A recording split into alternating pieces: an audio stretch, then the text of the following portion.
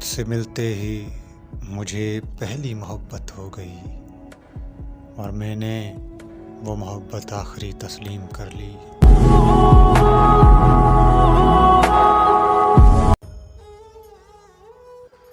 मुझे बार बार सदा न दे, मेरी हसरतों को हवा न दे, और मेरे दिल में आतिशे इश्क है जाना, मेरी आग तुझको जला न दे। तू जो खुश है तो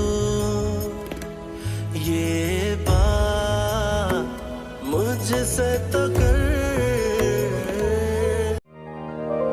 बस एक दुख जो मेरे दिल से उम्र भर न जाएगा, उसे किसी के साथ देखकर मैं मर नहीं गया।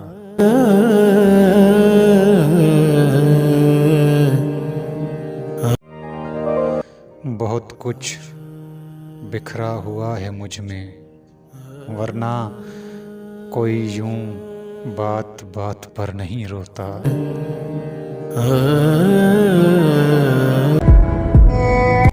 और वो पूछता है, क्या तुम जान भी दे सकते हो मेरे लिए? यार उसे समझाओ, मुझे आजमाया तो रोएगा।